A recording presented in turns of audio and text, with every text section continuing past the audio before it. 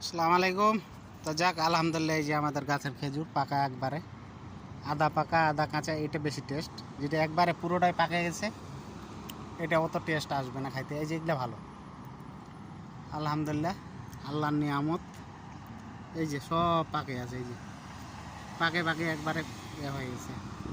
তো যাক, আর বেশি দিন না, আমাদের গাছের খেজুর মোটামুটি শেষের মধ্যে, হয়তো আর এই যে পাকে এই যে পড়ে যাচ্ছে, এই যে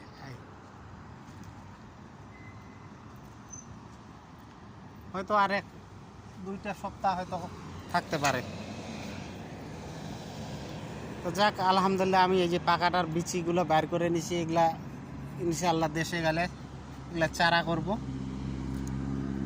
এর আগের বারও নিয়ে গেছি, ইনশাআল্লাহ চারা করছি, গাছ হয়েছে। তো এটা সব একবার এই যে পাখি এগুলা খাই নিছে, এই যে পাকাগুলো পাখি খাই দিছে।